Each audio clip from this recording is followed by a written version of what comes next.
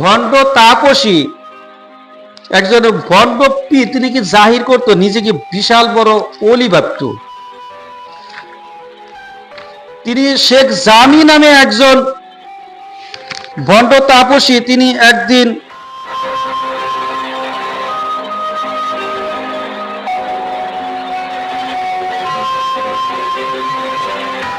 এসে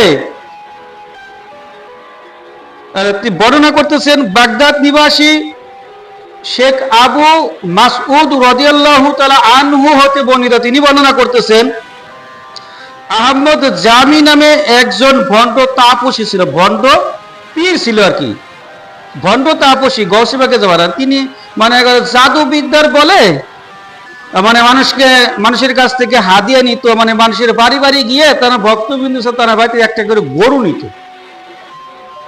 জাদু বলে।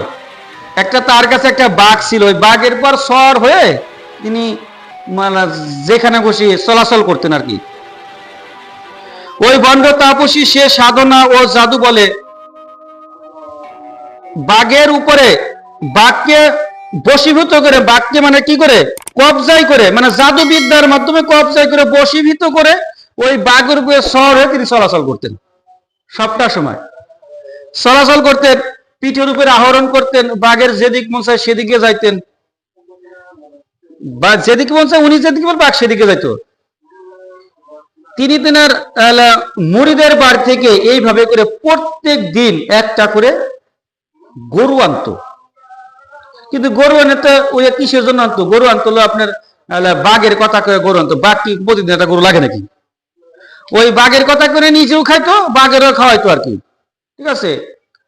প্রত্যেক দিন আনতো, এক একজনের বাড়িতে বলতো যে আমার বাঘের খোরাকি হিসেবে একটা গরু দেওয়া লাগবে। এমন করতে করতে তিনি একদিন কি করলেন, গৌসে পাকের দরবারে তিনি আসছেন, একটা বড় গাছের নিচে বসে পড়ছেন এবং পাশেই বাঘ দাঁড়িয়ে আছে। তার যে খাদেম ছিল ওই ভণ্ড তাপসী আহমদ জামি নাম করে বলতেছে, তুমি গৌসে পাকের দরবারে গিয়ে বলো আহমদ জামি আসছে, তার বাঘের খাওয়ার জন্য একটা ই লাগবে, গরু লাগবে, একটা কথা বলছেন না, বাঘের খাওয়ার জন্য একটা গরু লাগবে। গৌসে পাকের কাছে যখন ওই আহমদ জামির একজন খাদেম গিয়েছে, তখন গৌসে পাক তার কুদরতি বলে, তার যে ক্ষমতা বলে দেখতেছে ও একজন ভণ্ড আছে, দরবারের ভিতরে বসে বসে তো দেখে ফেলছে যে যে গাছের ছায়ার নিচে যে বসে আছে, গৌসে পাক বসে রয়েছে, বসে আছে, ঠিক আছে। গৌসে পাক বলতেছে, ঠিক আছে তুমি চাও আমি গরিব পাঠিয়ে দিতেছি, গরুটা পাঠিয়ে দিতেছি। গৌসে পাক বলে ঠিক আছে পাঠিয়ে দিতেছি, যাও তুমি তোমার পীরের কাছে যাও গে, বা তোমার ভণ্ড যে পীর আছে তাপসীর কাছে, আহমদ জামির কাছে তুমি চলে যাও, ওই যে খাদ্য বসটা খাদ্য কাছে বলে যে ঠিক আছে তুমি চলে যাও, গরু পাঠিয়ে দিতেছি। এই সময় গৌসে পাক বড় পীর হযরত আব্দুল কাদের জিলানী, তিনি আল্লাহর রাসূল, ঠিক কিনা? আল্লাহর রাসূল না? জোরে করে কেন আল্লাহর রাসূল না? গৌসে পাক আল্লাহর রাসূল, যিনি সকল ওলিদের সম্রাট, সকল ওলিদের নেতা, নেতারা সকল ওলিদের নেতা, তিনি ওই মোটা তাজা একটা গরু মনে করেন যে গৌসে পাকের দরবারে বড় পীর হযরত আব্দুল কাদের জিলানী এর দরবারে যে বড় মোটা তাজা একটা গরু ছিল, বড় পীরের যে গৌসে পাকের যে খাদেম ছিল বলছে এই গরুটা নিয়ে যাও। বড় পীরের খাদেম দিয়ে পাঠা দিতে, ঠিক আছে গরুটা নিয়ে যাও। এখন গৌসে পাকের বা পাশেই বসা ছিল গৌসে পাকের দরবারে একটা কুকুর, বলে সুবহানাল্লাহ। এখন বুঝবেন যে গৌসে পাকের ক্ষমতা কত দূর, বুঝতে হবে। আগে কিছু মোটা তাজা গরু, বড় পীরের দরবারে যে গরু ছিল, বিশাল বড় একটা মোটা তাজা গরু নিয়ে যাচ্ছে একজন খাদেম নিয়ে, গৌসে পাকের খাদেম, ওই খাদেম নিয়ে যাচ্ছে। আর কুকুরটা করলো কি, গৌসে পাকের কাছ থেকে কি সেবা করছে গৌসে পাক আল্লাহ জানে আর ওনারাই জানেন। কুকুরটা গৌসে পাকের ওই যে গরু নিয়ে যেছে খাদেবেন পিস পিস কুকুর লেজ লড়াইতে যাইতেছে, লেজ লড়াইতে যেতেছে, লেজ লড়াইতে যাইতেছে, তাহলে ওই পিস পিস গরুর পিস পিস যাইতেছে। যাওয়ার পরে মনে করেন যে বড় পীর হযরত আব্দুল কাদের জিলানী, মাহবুবে সুবহানী, কুতুবে রব্বানী, মাশুক ইয়াজদানী, আবু মুহাম্মদ মুহিউদ্দিন আব্দুল কাদের জিলানী, যাকে এত পাওয়ার দিয়েছেন স্বয়ং খোদা রাসূল, বলেন সুবহানাল্লাহ। স্বয়ং খোদা রাসূল দিয়েছে, এবং রাসূলের যে ক্ষমতা আল্লাহ থেকে এসেছে, স্বয়ং এই ক্ষমতা স্বয়ং আল্লাহ থেকেই বিরাজমান, বলেন সুবহানাল্লাহ। এই ক্ষমতা আল্লাহ থেকেই বিরাজমান, গৌস পাকের ক্ষমতা। ওই পিছনে পিছনে যাচ্ছে একটা কুকুর, কি যাচ্ছে? একটা কুকুর যাচ্ছে পিছনে। যখন ওই আহমদ জামি দেখলো বিশাল বড় একটা গরু চলে আসছে, ওনার ভিতরে কি অহংকারী ভাব সৃষ্টি হইতেছে, যে আমি তো আমার বহুত মুরিদের কাছ থেকে গরু আনছি, কিন্তু এমন একজন ব্যক্তির কাছ থেকে গরু চেয়েছি আর গরু চলে আসতেছে, স্বীকৃতি স্বরূপ যদি গৌস পাকের গরু নিয়ে চলে যেতে পারেন, বিশাল বড় আল্লাহর ওলি। হ্যাঁ, নিজেকে অহংকারী বোধ সৃষ্টি হচ্ছে, অহংকার, হ্যাঁ, নিজেকে অহংকারী বোধ মানে ভিতরে গর্ববোধ সৃষ্টি হচ্ছে, যে স্বীকৃতি স্বরূপ গৌস পাক যেহেতু আমাকে গরু দিয়ে দিচ্ছে, নইলে আমার ক্ষমতা কত হতে পারে।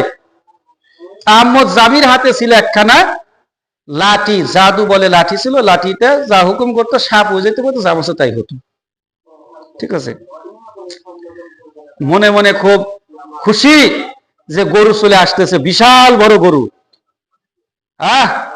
এত বড় গরু তো দেখি নাই কখনো, গৌস পাক আমার জন্য গরু পাঠিয়ে দিয়েছে আবার বাঘের খাওয়ার জন্য। যখনই ওই কুকুর পিছনে পিছনে আসতেছে, যখনই গরুকে খেতে যাবে ওই বাঘে, ওই কুকুর লাফ দেয়া করলো কি, ওই বাঘটা চিবিয়ে খেয়ে নিল, বলেন সুবহানাল্লাহ। এমন ভাবে ঘাড় মটকিয়ে কুকুর খাচ্ছে বাঘরে। কি খাচ্ছে? কুকুর খাচ্ছে কারে? কুকুর এমন ভাবে বাঘকে ধরলো, বাঘটাকে ধরে ঘাড় মটকিয়ে একবারে খেয়ে নিয়ে, বলেন সুবহানাল্লাহ। যখন এইটা দেখলো আহমদ জামি, ভণ্ড তাপসী, ভণ্ড পীর, এটা দেখার পরে কুকুরের ক্ষমতা দেখে তো তার হাত পা থর থর থর থর থর করে কাঁপতেছে। হায় আল্লাহ, গৌস পাকের দরবারের কুকুরের কি ক্ষমতা! আমি যে বাঘের উপর সওয়ার হয়ে চলাচল করি, আমার যারা মুরিদ থাকে, আমার যারা অনুসারী থেকে, তাদের বাড়ি থেকে একটা করে গরু নিয়ে আসে বাঘের খাওয়ার জন্য, আমি বাঘের পার বসে থাকি, সওয়ার হয়ে ঘুরি। আর গৌস পাকের দরবারে একটা কুকুর আমার এই বাঘকেই খেয়ে নিল। যখন আহমদ জামি হাত পা থর থর করে কাঁপতেছে, কাঁপতে কাঁপতে গিয়ে গৌস পাকের পায়ের পদতলে লুটিয়ে পড়লো, হে বড় পীর হযরত আব্দুল কাদের জিলানী, আমাকে ক্ষমা করে দেন, আমি বুঝতে পারিনি, আমাকে মাফ করে দেন, আমাকে মাফ করে দেন। তখন গৌস পাক মাফ করে দিল, বলে ঠিক আছে তুমি আহমদ জামি, তোমাকে মাফ করে দেয়া হলো, বলে যে আমার বাঘটা। তখন গৌস পাক কি যেন একটা ইশারা করলো, ওই বাঘটা, কুকুরটা আবার ওই বাঘটা এবং উগরে গলার ভিতরে কি করলো তারাই জানে, উগরে বাঘটা আবার নতুন করে তাজা হয়ে গেল, আবার বাঘটা দৌড়িয়ে বাঘটা জঙ্গলে চলে গেল, বলে সুবহানাল্লাহ। বুঝতে হবে আমরা কোন দরবারের মুরিদ আছি। গৌস পাকের দরবারের কুকুরের কি ক্ষমতা! তখন আহমদ জামি তওবা করলো, তওবা করার পরে গৌস পাকের কাছে তওবা করে তিনি চলে গেলেন। চলে যাওয়ার পরে কিছুকাল পরে তিনি সত্য সত্যে কামেলদার একজন আল্লাহর ওলি হয়েছিল, বলেন সুবহানাল্লাহ। এতদিন ছিল জাদু বলে ঘোরাফেরা করতো মানুষের কাছ থেকে, হাদিয়া স্বরূপ গরু নিতে একটা করে গরু, বিশাল ব্যাপার। দেখেন গৌস পাক একজন ভণ্ড ব্যক্তিকে কি করে ভালো করে দেয়, বলেন সুবহানাল্লাহ।